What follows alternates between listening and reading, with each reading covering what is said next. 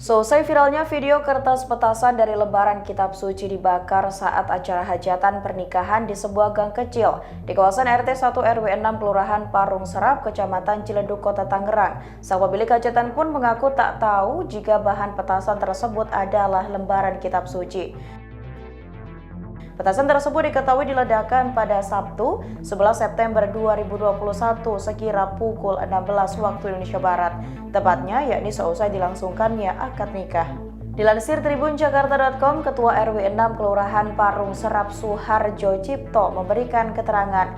Suharjo menegaskan pihak penggelar hajatan tidak mengetahui sebelumnya bahwa petasan yang digunakannya berbahan kertas kitab suci.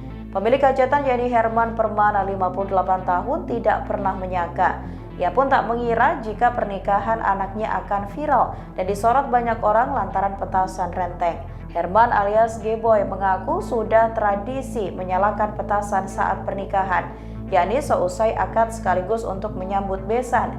Diakui G-Boy, tempat pemberian petasan kali ini berbeda dari pesta pernikahan anaknya sebelum-sebelumnya. G-Boy sendiri kaget saat melihat serpihan kertas Al-Quran dari hasil ledakan petasan di acara hajatannya.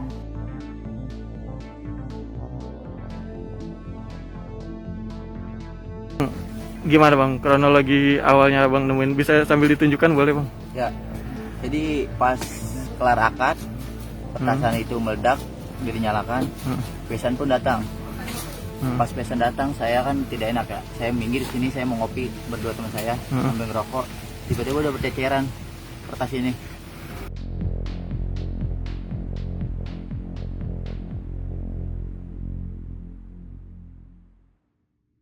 Terima kasih sudah nonton. Jangan lupa like, subscribe, dan share ya.